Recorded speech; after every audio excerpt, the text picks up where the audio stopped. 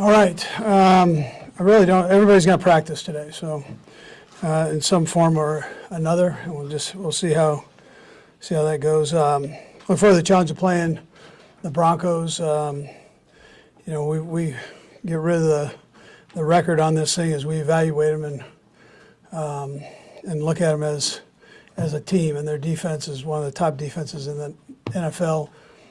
Red zone, they're top, and then third downs are top, and they're playing like crazy, and their offense is like one fingertip away from winning games. So we've got to make sure we have a good week of practice and get ourselves ready, and it's an AFC West opponent, which is always, that's great competition. Anyways, with that, time's yours. With the Broncos defense, earlier this year they made some trades at the deadline and got rid of some of their better players, but they still keep going. What do you attribute that to? Yeah, well, they're well coached and they play hard. They still have good players there, so they play hard. So. Andy, there was a stat CBS showed during the game. You guys have had 7 straight games with the turnover. I just wonder if there's something that you've noticed that's a theme throughout that, or if it's just, at this time of the year, that's something you need to, try to cut down on. Yeah, you can't turn the ball over. I mean, we're always constantly talking about that, and I'm not sure there's that not necessarily one thing is happening, but the end result is a turnover. So we've got to take care of the ball. Coach, an in-house matter, we haven't had an update on McCole Hardman in a while. If all things go well, he might be able to come back next week. How's his progress in injury? Yeah, you know what?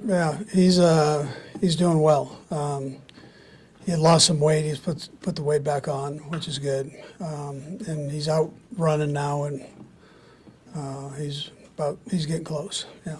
What's your expectation? You think you might have him back next week? There's a chance. Yeah, there's a chance.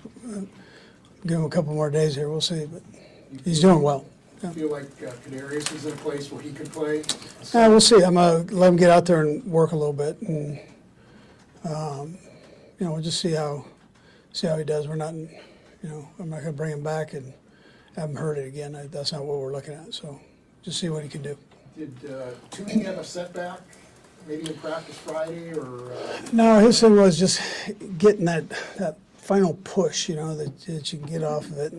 In the run game, it's day to day, so he feels better this week than he did last week. And I just thought that, he's made as much progress as he has. Let's just give him a little bit more time. So that's where I was at the end of last week.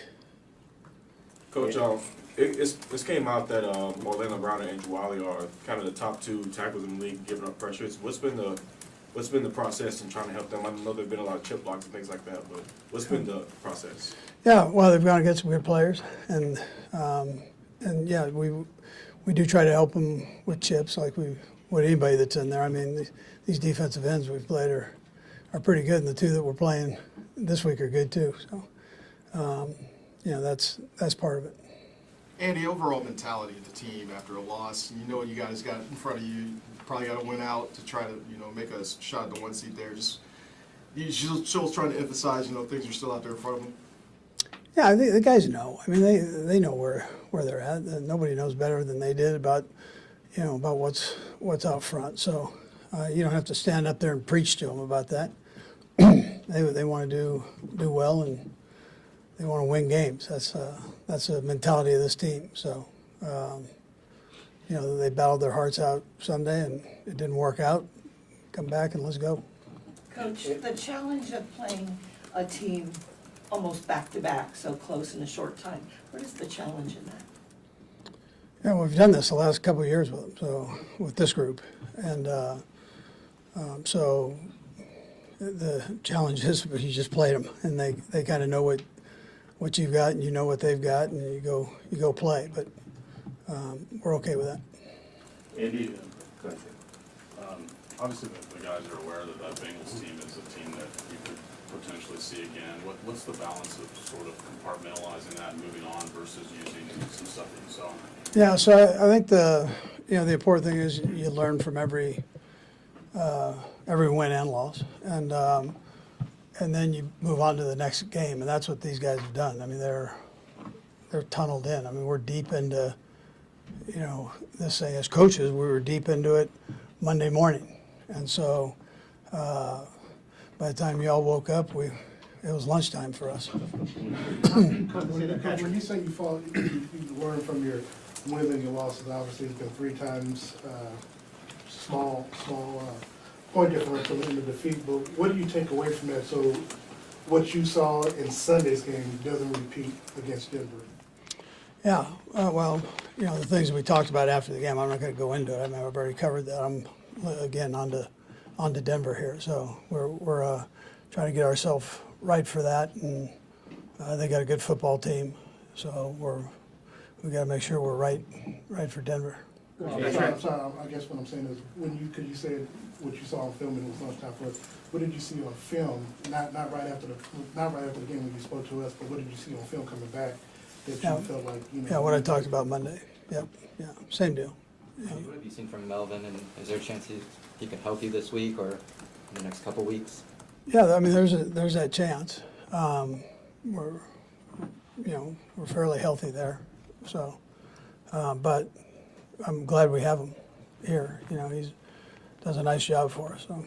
When it comes to Patrick in this league, he's been largely dominant, and this team in particular seems to have gotten him a couple times. Not to say he's good at dwell, but how much do you sense is getting him that he sort of can't get over that Bengals hump in a way?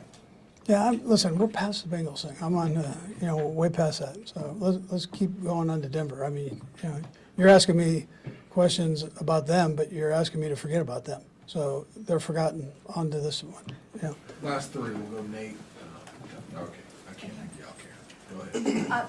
Coach, sometimes we talk to the players when they get ready to go to the Mile High Stadium and say, I can't breathe there, I've got to have extra oxygen, and others, it's not bothered at all.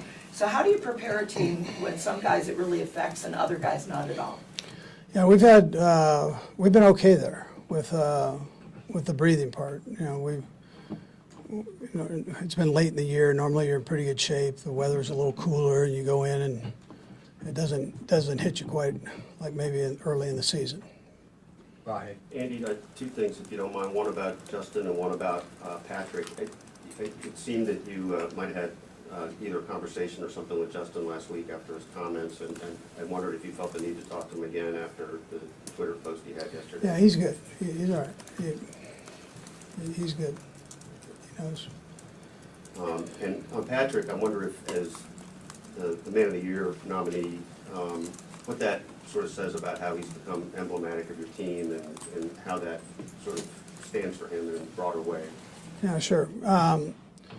He does a great job leading here, but he also takes that into the community. He's done that since he's come here.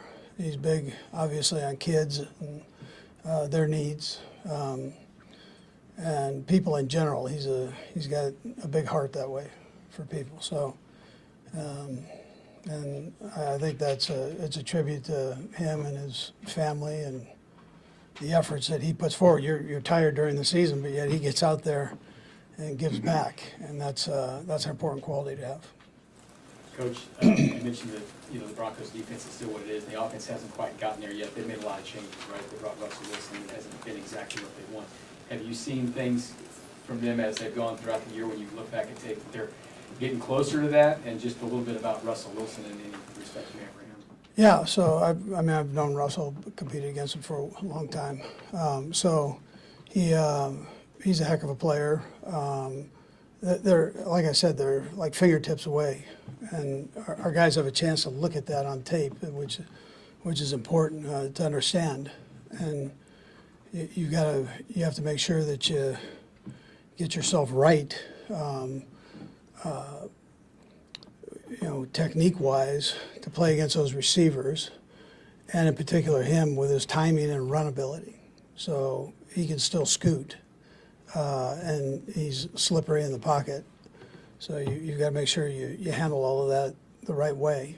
And the best thing that I can do as a coach, or our coaching staff can do, is show the players.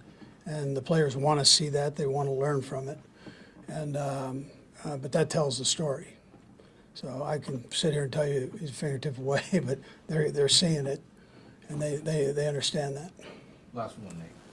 Andy, leading an organization for 24 years, seeing how much the Man of the Year award is the most prestigious award you can win during a season, just what feeling does it give you when the quarterback is nominated for the award? You know, he's the one that's one of the faces of the franchise. You know, he's out there, and this kid is known throughout. You probably could say throughout the world. I mean, I was over in Italy and people were going Mahomes. You know, so I'm going all right. They know who he is, and it's a tribute to him and how he handles himself. You know, and I think it's great. I mean, I'm proud of him for what he's done. All right. Okay, thank you.